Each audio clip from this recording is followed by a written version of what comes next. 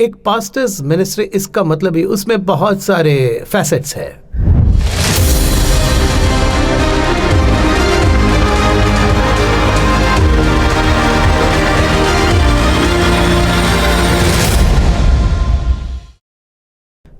इस एपिसोड्स को जो देख रहे हैं, स्पेशली मेरे अंदर एक पास्टर्स कॉलिंग है, ऐसा जो सोच रहे हैं या फिर जो प्रार्थना कर रहे हैं, कृपा करके अगर आप पिछले एपिसोड देखेंगे तो ये एपिसोड भी आपको समझ में आ जाएगा।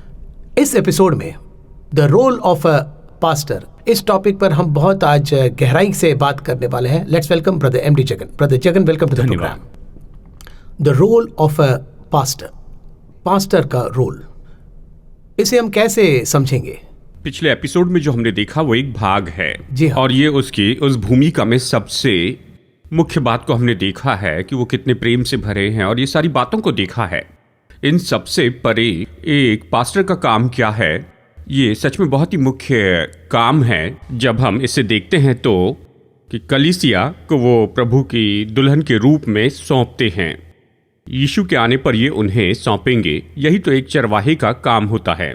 अभी इनकी भूमिका क्या है अगर इस तरह से पूछते हैं, देखिए कलीसिया में सभी लोग एक ही आत्मिक स्तर पर नहीं होते हैं, एक वेरिएशंस होते हैं। अगर हम स्कूल में चले जाएं, back bench, last bench student होते हैं, फ्रंट बेंच वाले होते हैं, average, below average, over average, सब होते हैं। तो जो टीचर है उसकी भूमिका क्या है उस क्लास में पूछे तो क्लास टीचर, बाकी टीचर नहीं, क्लास टीचर। बाकी टीचर तो अपने अपने सब्जेक्ट पर ही कॉन्सेंट्रेट करते हैं। क्लास टीचर क्या करती है, ओवरऑल देखती है। हाँ, देखती है, देखकर जिसमें भी वीक है उस बच्चे का कारण क्या है। ऐसे बहुत से क्लास टीचर्स हैं जो बच्चे के शरीर के बारे में भी सोचते हैं कि ये बहुत कमज़ोर हैं, बहुत डल है, बहुत सोता है या बहुत बातचीत करता है। ये सब देखते हैं। देखकर उसके माता पिता को बुलाते हैं, जैसे कि प्रिंसिपल या हेडमास्टर उन्हें बुलाकर उसके माता पिता को रिपोर्ट तैयार करके देते हैं कि उसे ठीक करें, ट्यूशन में भेजें या स्पेशल क्लास में भेजें, ये या वो सिलेक्ट करें। ये सब उसे बेहतर बनाने के लिए करते हैं।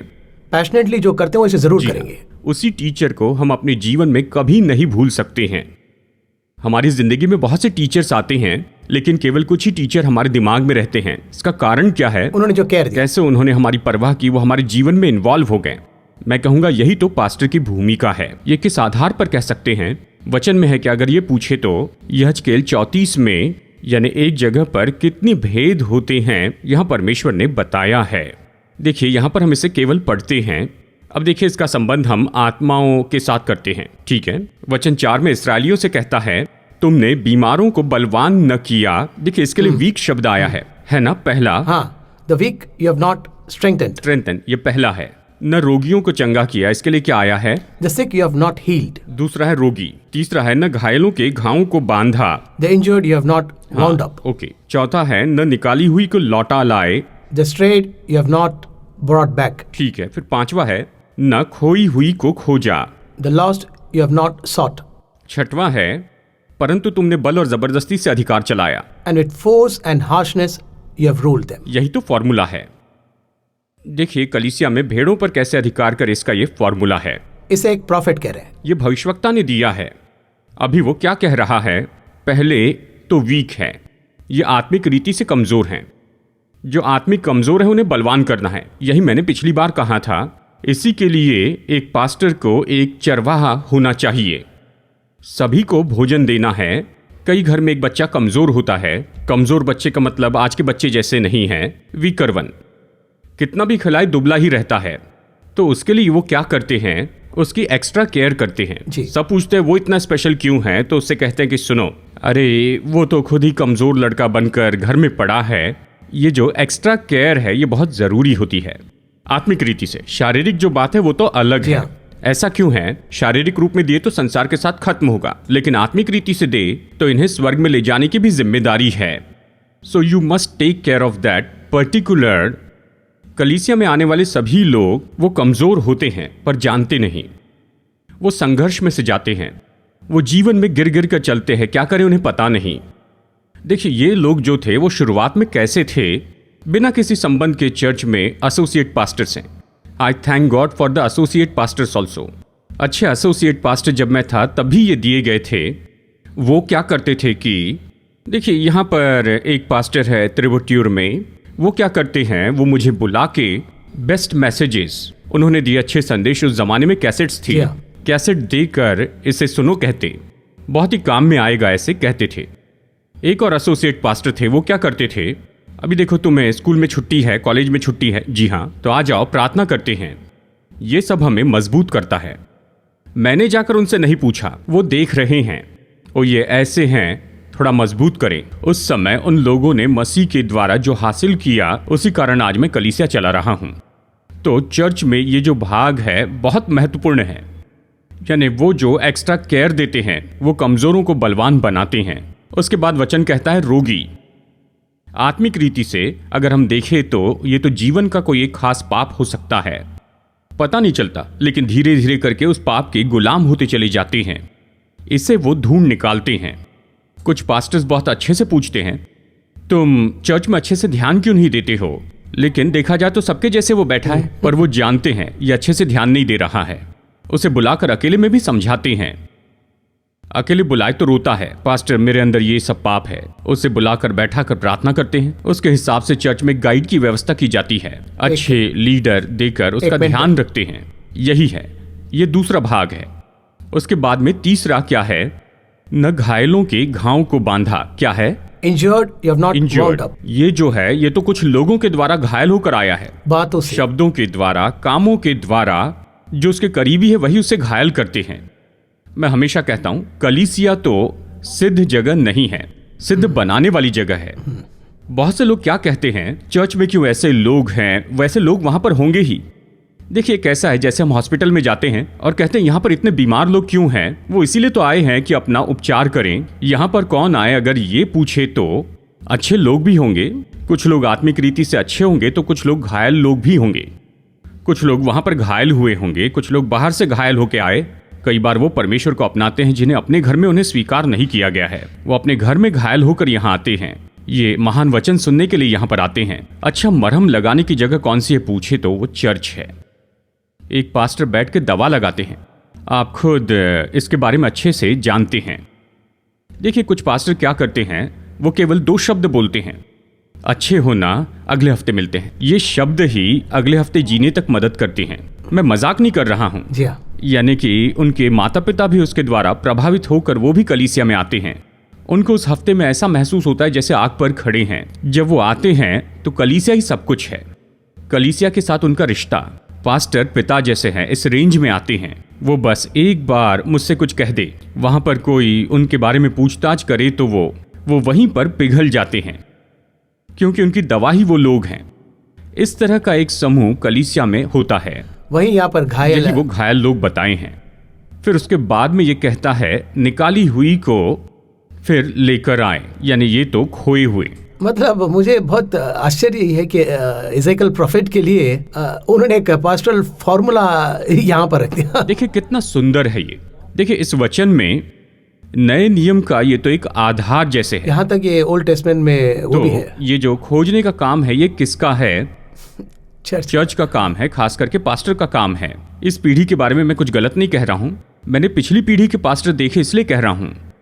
मैं पिछले 31 साल से प्रभु यीशु में हूं, तो कहिए 30 साल से मैं सेवकाई को देख रहा हूं। तो उसमें जो 30 साल पुराने लोग हैं जिन्हें मैंने आते हुए देखा था, अगर एक हफ्ते हम न जाए तो घर में आते थे। क्यों नहीं आए? उस वक्त चर्च में 10-20 लोग नहीं होते थे, 800 लोग हुआ करते थे। नहीं आए तो आते थे, पूछते थे। वो उस समय आकर पूछते थे, आज आप क्यों नहीं आए, ऐसे पूछते थे। और यही खोए हुओं को ढूंढना है। 2-3 हफ्ते अगर ना आए और उसे न खोजे तो वो चर्च में नहीं आएंगे। अगर आप उन्हें बुलाकर इस तरह से कहेंगे, मैं 3 हफ्ते नहीं आया, किसी ने मुझे पूछा, इसके बहुत से कारण हो सकते हैं। हो सकता है वो पीछे चले गए हो। देखिए हमें क्या करना है, सुधि लेनी है, केयर करनी है। पॉल यंगी चो की किताब में एक बहुत ही सुंदर बात लिखी है। वो तो सच में बेस्ट पास्टर थे। अगर उनके चर्च में विश्वासी होते हैं तो उनसे बच ही नहीं सकते हैं। एक बार कोई उनसे बच के दूसरे शहर में जाने का निर्णय लेता है, ये उनकी किताब में लिखा है। वो दूसरे शहर में जाने का निर्णय लेते हैं। आप कहाँ जा रहे हैं ये पूछ लेते हैं। ठीक है, जाइए, और उनके लिए प्रार्थना करते हैं। और जब वो उस शहर में पहुंचते हैं तो वहां के विश्वासी उन्हें ग्रीट करते हैं, आइए, पास्टर ने आपके बारे में बताया था, इस जगह पर ये पास्टर हैं, कल से आप यहां पर आइए। उनके चर्च से बाहर निकल ही नहीं सकते हैं। यही कलीसिया की केयर है, पास्टर ने दी हुई केयर। मैं अपने जीवन से कह रहा हूं, अभी तक मैं इस बात को भूल नहीं पाया हूं। 30 साल हो गए, मैं कभी नहीं भूल पाया। एक बार मैं सेवकाई के काम के लिए कहीं गया था। मैंने अपनी कलीसिया के लोगों से पूछा, 1000-1500 लोग उस कलीसिया में थे। आज 1500 की कलीसिया में पास्टर किसी को देख नहीं पाते हैं। विजिटिंग आवर्स में भी आप उन्हें जाकर मिल नहीं पाते हैं। देखिए, उस समय जब उनके पास में गया, मैं तो 3 साल या कहिए 2 साल का विश्वासी था। मैं जाकर मिला तो बड़े अधिकार से बात किया। उन्होंने पूछा कैसे हो, और उन्होंने कहा कि पास्टर इस बात पर बिल्कुल नहीं हंसना, पर यह सब हुई है। घर में खाना बनाने के लिए एक छोटा सा बर्तन लिया था। यानी उस समय ये बड़े उत्साह की बात थी। हमारे चर्च में पास्टर के पास जाकर कहा, पास्टर घर में एक छोटा बर्तन खरीदा, उसके लिए प्रार्थना कीजिए। वो कितने बड़े सीनियर पास्टर हैं ये सब जानते हैं, लेकिन मेरे हिसाब से मेरे पास्टर, आपके लिए वो इम्पोर्टेंट, वो चाहे कितनी भी बड़ी पोस्टिंग पर हो, लेकिन मेरे लिए वो पिता हैं। यानी उस हिसाब से, क्योंकि वो तो मेरे आत्मिक पिता है। मैं उनके पास में गया, पास्टर मैंने एक बर्तन खरीदा है, आप उस पर प्रार्थना कीजिए। कौन सा बर्तन खरीदा? मैंने दूध के लिए एक बर्तन खरीदा। जब मैंने इस तरह से कहा तो पूछा, तुम कौन सी गाड़ी से आए हो? अगला सवाल, उनके पास में तो कार थी, तुम कौन सी गाड़ी से आए हो? पास्टर जी मैं तो टीवीएस से आया हूं, तुम्हें कहां जाना है? वो मेरे साथ आए, मैं कह रहा हूं वो मेरे साथ में आए और आकर, यानी कहिए आधे घंटे से ज्यादा सफर किया, आधे घंटे के लिए आए, उनके अनुभव के बारे में बात करते आए। हमारे घर में आए, बैठे, खाना खाए, फिर आधा घंटा जाकर मैंने ड्रॉप किया। जब चर्च में कहा तो उन्होंने विश्वास नहीं किया। 30 साल हो गए, लेकिन आज तक मैं इसे नहीं भूल पाया। यही तो जो पास्टर हैं, जो चरवाहे और विश्वासी के बीच का संबंध है। खोए हुओं को खोजना है। एक हफ्ता नहीं आए तो पास्टर कहते थे जाकर वहां पर बैठो, कहते थे। हम कहीं और बैठे थे तो वहां पर बैठिए, कहते थे। ये प्राकृतिक है, वही खोजना है। चर्च अगर ऐसे हो जाए तो कोई भी पीछे नहीं हटेगा, प्रभु को छोड़कर नहीं जाएगा। क्यों? परमेश्वर को आमने सामने देखने का एक समय, जब आत्मिक जीवन में हम बढ़ जाते हैं, उसके बाद परमेश्वर को कहां देखते हैं? हमारे जरिए चर्च में ही देखते हैं। पहले तो कलीसिया में अपने भाइयों को देखते हैं और फिर परमेश्वर को देखते हैं। अब भाइयों में जो सबसे मुख्य भूमिका होती है वो तो पास्टर की होती है। जो चला गया है उसे फिर लाना है। फिर देखिए आखिरी में है, जो खोए हुए हैं उन्हें खोजना है। We must search for the lost. जी हाँ, है ना? ये आज की कलीसिया में जो नहीं है, ऐसा बहुत ही दुख के साथ कहने वाला विषय है। विश्वासी जाए तो उस समय वो दुखी होते हैं, रोते हैं। कुछ पास्टर और उनकी पत्नी बहुत रोते हैं, ये लोग क्यों चले गए हैं? परमेश्वर ने भी एक जगह पूछा कि तुम मुझसे दूर जा रहे हो, मैंने क्या गलती की है? इसी तरह से वो पास्टर सोचते हैं कि देखो हमने इतना भला किया, फिर भी अचानक वो कैसे चर्च से चले गए, इस तरह कहते हैं। अभी कैसे हो गया कि चले गए, जाने दो, मार खा के आएंगे। देखिए किस तरह से ये दाऊद ने ये नहीं कहा कि ये एक भेड़ है, सिंह के मुंह में चली गई तो जाने दो।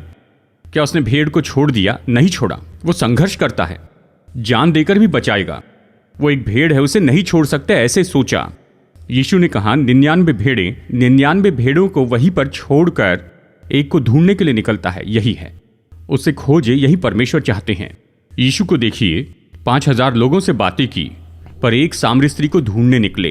लार्ज क्राउड को भी डील कर रहे हैं, और वो एक व्यक्ति के लिए भी, जिसे शैतान ने पकड़ा था, वो भी जा रहे हैं। एक व्यक्ति तक पहुंचे।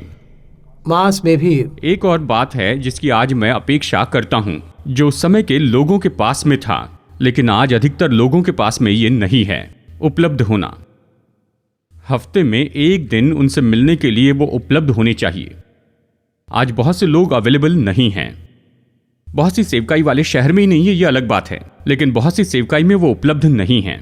यीशु हमारे लिए उपलब्ध है। संकट में मुझे पुकारो, ये कहते हैं। यानी कई बार अगर देखा जाए तो एक पास्टर या चरवाहे के बारे में सुना होगा, किसी का एक बार एक्सीडेंट हो गया था, उसके बाद उन्हें उठाकर ले जा रहे थे, तो प्रार्थना के लिए पास्टर को फ़ोन किया, ऑन द वे मुझे हॉस्पिटल ले जा रहे हैं, आप मेरे लिए प्रार्थना कीजिए। कहाँ? ये वहाँ पहुँचने के पहले वो वहाँ थे, वो कहीं जा रहे थे, वहाँ से गुजरते हुए वो सीधा हॉस्पिटल में पहुँच गए। आने के बाद जब तक उनकी पूरी दशा पता नहीं चली, वो वहाँ से नहीं गए। यही तो एक पिता का हृदय होता है। लोग इसकी अपेक्षा नहीं करते हैं, लेकिन आज तो वो मानो दुनिया की मायावी स्थिति में है। कहीं भी जाए किसी पर विश्वास नहीं कर सकते, ऐसी स्थिति। तो किस पर विश्वास करना चाहिए? चर्च में जो है उन पर विश्वास करना चाहिए। एक पास्टर को अपनी कलीसिया के विश्वासी पर भरोसा करना चाहिए। इसलिए पास्टर की भूमिका तो बहुत बहुत महत्वपूर्ण है, बहुत ही क्रिटिकल रोल है। इतने लोगों को खोजना है, अगर इतने सारे लोगों को बताना है तो एक संडे सर्विस काफी है क्या? यही सवाल है।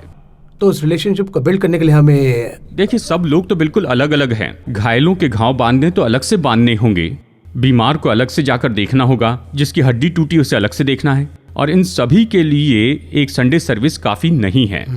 अभी भी कलीसिया में 2000 लोग हैं, 5000 लोग हैं, 7000 लोग हैं, 10,000 लोग हैं। देखिए, इन सभी लोगों को एक ही सेवकाई में, एक ही आराधना में, क्योंकि वो एक आराधना में आते हैं, आराधना का समय 1 घंटा, 1.5 घंटा, 2 घंटे या ज्यादा से ज्यादा 3 घंटे। क्या ये 3 घंटे ही काफी हैं? इंजीनियर बनने के लिए 15 साल पढ़ाई करनी पड़ती है ना? और डॉक्टर बनने के लिए शायद 16 साल पढ़ना पड़ता है। तो एक अच्छा सेवक बनने के लिए उस सेवक को कितने साल लगने चाहिए? तब उनके लिए जो भी काम मुख्य है वो तो निश्चय करने ही होंगे। एक पास्टर के लिए सबसे मुख्य काम यही है कि वो अगली पीढ़ी को तैयार करें। अगली पीढ़ी को तैयार करने वाली जगह पर नहीं है कहे तो उस पीढ़ी का क्या होगा? तो मेरा एक सवाल है कि हम अभी पास्टर के बारे में ही बात कर रहे हैं, तो मेरे अंदर वो पास्टर्स कॉलिंग है अगर ये कहें तो बहुत से लोग किसके अंदर आ रहे हैं, ये जानकर आ रहे हैं। इतने क्वालिटीज हमारे अंदर रहना है तो अपने आप को तैयार करते रहना है ना, क्योंकि सब कुछ परफेक्ट नहीं हो सकता, क्योंकि वो भी देयर आल्सो ह्यूमन बीइंग्स ना। कुछ लोग कुछ एरिया में अच्छे होते हैं, कुछ लोग एडमिनिस्ट्रेशन अच्छे नहीं होते, कुछ लोग एडमिनिस्ट्रेशन में अच्छे होते हैं और कुछ में नहीं होते हैं, कुछ लोगों के ग्रोथ एक तरफ होते रहे। इस तरह काफ़ी प्रॉब्लम्स आते ही रहते हैं। वो भी क्या करेंगे? How do they grow in the Holi spirit? ऐसा जो पूछने वाले के नए नए आने वालों के लिए, मेरी सेवकाई पास्टर की सेवकाई है, but I want to grow in this, ऐसा कहने वालों के लिए हम कैसे इसमें बाइबल में अपोस्टल पॉल या फिर आप जो कह रहे हैं उनके लिए हम कैसे क्या कह सकते हैं, ये जरा बताइए। देखिए, जब लड़का 25 या 28 साल का हो जाता है तो एक लड़की देखकर उससे उसकी शादी कर देते हैं। पहले दिन से वो पति बन जाता है। उसके पहले उसके पास पति का अनुभव नहीं था ना, अनुभव चाहिए ना, तो अच्छा पति बनने के लिए कैसे पढ़ता है? एक दिन में पढ़ लेता है क्या? So it's a growth. ये तो एक जर्नी है। फिर 1 साल 2 साल के बाद में वो पिता के स्थान पर आता है। वो भी एक जर्नी है। क्या वो इसके पहले एक पिता था? नहीं। इसके पहले वो पति या पिता के रूप में किसको देखता था? पिता को देखता था। वो भी रोल मॉडल। जब पिता माँ के साथ होते तो पति के रूप में देखता, जब पिता इसके साथ होते तो पिता के रूप में देखता। देखिए, कई बार यही बात तो मैं शुरू से कहते आया हूँ। तभी मैं एक पास्टर की सेवकाई के लिए बुलाया जा रहा हूँ। पास्टर की सेवकाई आ रही है, ऐसा है तो ये पहले हैं, ये तो बेसिक है। माँ की कोख से ही उसने चुन लिया है, उसने पहले से ही चुन लिया है। जन्म के बाद परमेश्वर ही उसे चलाते हैं। कॉलिंग। देखिए, हमारे समय में चर्च में असिस्टेंट पास्टर इस तरह का विचार ही नहीं था। मेरे साथ बहुत से लोग असिस्टेंट पास्टर के रूप में ज्वाइन किए। हमारे समय बहुत से असिस्टेंट पास्टर आए थे सेवकाई में, वो असिस्टेंट के रूप में आए। उस समय में वो सेवक थे। तब हम में ये सोच ही नहीं आई, ना तो मुझ में आई, ना ही मेरे दोस्तों में सोच आई। हमारी बुलाहट अलग थी, इसलिए हम अलग बुलाहट में गए। पर पास्टर की कॉलिंग वाले मेरे एक दोस्त हैं जो अभी पास्टर हैं, वो जो है वो चर्च में असिस्टेंट बन गए हैं। ऐसा क्यों? क्योंकि पास्टर की कॉलिंग है। तो देखिए, इस तरह से परमेश्वर शुरू से ही चलाते हैं। एक जगह पर हम अपने परमेश्वर को देखते हैं, तब जो असिस्टेंट है वो इस बात को देखते हैं कि कैसे पास्टर बनना है, कैसे मनन करना, ये सब सीखता है, लेकिन फिर भी उसे पास्टर नहीं बनाते। उसी तरह से जो पिता है वो तो निश्चित पति है, ये जिम्मेदारी है कि वो एक पिता है, वो एक पास्टर हैं। तब जो उसकी जिम्मेदारी है वो उनमें आती है, क्योंकि स्वर्ग ने वो उसके लिए तय करके रखा है, स्वर्ग ने उसे चुन कर रखा है। और फिर धीरे धीरे वो बढ़ते चले जाते हैं, यानी उनमें ये आत्मिक रीति से बनते चले जाता है। यानी इस तरह के गुण उनमें होते हैं, उनके पास आत्माएं आती हैं और फिर वो उन आत्माओं को चलना सिखाते हैं। इन सब के लिए कमिटमेंट तो बहुत जरूरी होता है। आप बाहर के ऑर्गेनाइजेशन के लिए कुछ भी बन सकते हैं, पर घर में तो आप पिता ही हैं ना। इसी तरह से आप जैसे भी हो, चाहे एडमिनिस्ट्रेशन की कोई परेशानी क्यों ना हो, कलीसिया चलाना कोई साधारण बात नहीं है। देखिए, उसमें एडमिनिस्ट्रेशन की परेशानी होती है। अगर कलीसिया में 50 विश्वासी है तो 50 परिवार हैं, मतलब 50 परेशानियां हैं।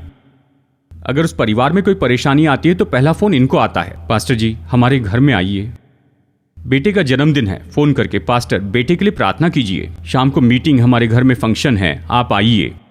पास्टर, हमारी शादी की सालगिरह है, हम आपसे मिलने आ रहे हैं। हमारी बेटी को देखने के लिए लड़का आ रहा है, आप आइए। सबके लिए बुलाते हैं। पास्टर को आना है, उनकी जो भूमिका है वो बहुत बड़ी बात है।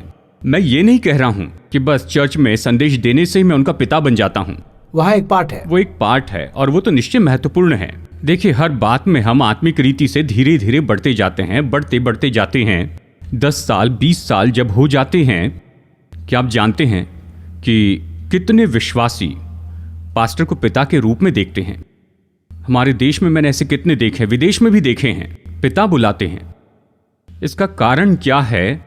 एक समय तक तो पास्टर होते हैं, फिर वो पिता बन जाते हैं। देखिए, ये तो यात्रा है, एंजॉयबल जर्नी। चाहे आपके 2 बच्चे हो, वहां 2000 बच्चे हैं, तो फिर मुझे क्या करना चाहिए? मेरी चाहे जितनी भी जिम्मेदारी हो, इन बच्चों का पालन पोषण करना है। मुझ पर ज्यादा बोझ है ऐसे आप सोचते हैं, लेकिन ये खुशी का बोझ होता है। हाल ही में मैं एक मीटिंग में गया था, एक यूथ कैंप में गया था। 60 लोग आए थे।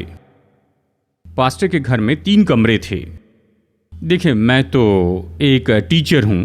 मैंने उनसे पूछा, पास्टर, एक कमरा है, एक हमें दे दीजिए।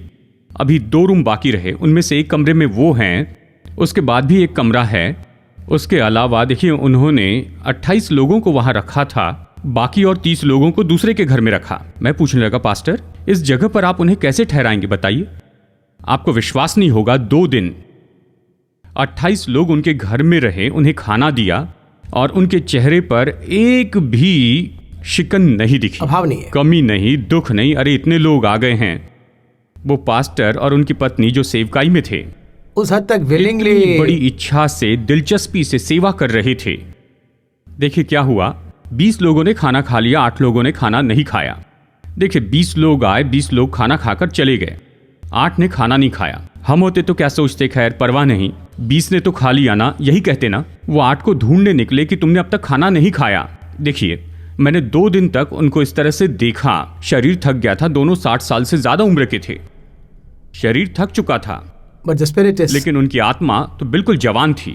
वो आकर बैठकर कहते थे, ओ ब्रदर, बहुत थक गया हूं। क्योंकि देखिए, ये तो हम सबको पता है, इसलिए, यानी जैसे कि मानो हमें सब कुछ पता है, इस तरह से मैं उन्हें आइडिया देना चाहता था। मैंने उनसे कहा, आप ऐसा कीजिए। वो कह रहे थे करेंगे, लेकिन चेहरे पर खुशी नहीं थी। वो सब चले जाने के बाद कह रहे थे, घर सूना सा लग रहा है। देखिए, ऐसा हृदय तो केवल पास्टर का ही होता है, वो हार्ट। यही तो कह रहा हूं। देखिए, एक समय में ऐसा हृदय बदलता है, ऐसे हो जाते हैं। उस जगह पहुंचे तो ही वो पास्टर है, चरवाहे हैं, मैं कहूंगा। अगर नहीं तो आपकी सेवकाई में छोटी समस्या है। इस एपिसोड के अंत में अब सिर्फ 1 ही मिनट बचा है। ये जो पास्टर, इस टॉपिक पर हम पिछले 2 एपिसोड से बात कर रहे हैं, कार्यक्रम समाप्त होने जा रहा है। अंत में अपोस्टल पॉल, फिर से हम अपोस्टल पॉल की बात कर रहे हैं। वो इतना रेवलेशन, इतना डेप्थ देकर लिख रहे हैं, फिर भी वो पास्टर्स को रेडी करते ही आ रहा है। टिमोथी, ऐसे बहुत से रेडी कर रहे हैं। आखिर में लास्ट 1 मिनट में, इस सेवकाई में मुझे आना है, मुझे बुलावा है, मेरे अंदर परमेश्वर बात कर रहे हैं, ऐसे कहने वालों के लिए हमारा संदेश क्या है? अब देखिए, एक छोटी बात बताकर यहाँ पर मैं एक रिक्वेस्ट भी करना चाहता हूँ। छोटी बात क्या है? अगर आप में ये बुलाहट है तो परमेश्वर आपको इसके बारे में बताएंगे। दया करके किसी एक पास्टर की अधीनता में रहकर, उनका हाथ थामकर उनसे सीखने की कोशिश कीजिए। बाइबल कॉलेज कीजिए, नहीं चाहिए ऐसे नहीं कह रहा हूं, उसे पूरा कीजिए। सीधा चर्च में मत जाइए, जाकर पास्टर मत बनिए। एकेडमिक साइड में देखा जाए तो ये केवल एक ज्ञान है, लेकिन अनुभव तो आप सेवकाई में जुड़े व्यक्ति से ही पा सकते हैं। उसे केवल अपने पिता से सीखेंगे तो भी ठीक नहीं है। फिर कहता हूं, आप अपने पिताजी के 3 साल तक असिस्टेंट रहें, उसके बाद पास्टर बने तो भी ठीक नहीं। ये ऐसा किस लिए कह रहा हूं? आपके पिता आपके ऊपर लागू नहीं होंगे, वो सही नहीं होंगे। देखिए, हमारे गांव में एक बुजुर्ग व्यक्ति हैं, उन्होंने क्या किया, उनके बच्चे, देखिए वो खुद बहुत अमीर हैं, उनके बिजनेस हैं। अपने बच्चों को वो बिजनेस देने के पहले तो उनके लिए जो थोड़ा मुश्किल लगता है वो उसे सौंपते हैं। तुम 2 साल पहले वहां काम करो, और फिर उसे लेकर आते हैं। इसी तरह से एक सेवकाई में रहने वाले, यानी एक पास्टर के पास, एक पास्टर और शिक्षक के पास में जाकर अच्छे से बैठकर 1-2 साल सीखिए। आप उनसे सीखते जाइए, उनके जूते पॉलिश करके दीजिए, उनके लिए उनके कार का दरवाज़ा खोलिए, उनकी कार धोकर दीजिए, इसमें कुछ गलत नहीं। यही आपको बनाएगा। जिन पर बुलाहट है उनसे कह रहा हूँ, go and stay with him, not for a business mind और एनीथिंग, जस्ट टू लर्न। उनके अनुभवों को सीख कर आइए। 3 साल बाइबल कॉलेज, 2 साल उनके पास, ये 5 साल आपको एक अच्छा सेवक बनाएंगे। और एक रिक्वेस्ट जो मैं अंत में बताना चाहता हूँ, और ये जितने भी पास्टर्स हैं उन सबसे कह रहा हूँ, अगली पीढ़ी तो सच में आप ही के हाथों में है और किसी के हाथ में नहीं। ये सब आपके चर्च में बैठे हैं। उस अगली पीढ़ी को सेवकाई के लिए बढ़ाने का जो बर्डन है उसे पूरा करे तो अच्छा। बहुत से लोग कर रहे हैं, पर बहुत से लोग ऐसे नहीं हैं। अगली पीढ़ी में से किसे लेकर आना है, निर्णय लीजिए, उस पीढ़ी के हिसाब से चर्च चलाइए। देखिए, इस तरह अगली पीढ़ी को बनाकर बहुत से अच्छे पास्टर्स और चरवाहे बनाए। यही मेरी आपसे रिक्वेस्ट है। बहुत बहुत धन्यवाद ब्रदर जगन। आपकी बातों में बहुत गहराई है। यहाँ तक कि आप भी पास्टर नहीं है, मैं भी पास्टर नहीं हूँ, लेकिन हम लोग पास्टर के लिए बाइबल में जो लिखा है वही हम कह रहे हैं। तो इसमें हम किसी को दोष नहीं दे रहे हैं और किसी को हम ठेस भी नहीं पहुँचा रहे। इसमें है बस इसे फॉलो कीजिए। हमने बस यही कहा है। बहुत बहुत धन्यवाद। अगले एपिसोड में एक और मुख्य कॉलिंग के बारे में बात करेंगे। वंस अगेन इस कार्यक्रम में आने के लिए बहुत बहुत धन्यवाद। नमस्कार। धन्यवाद।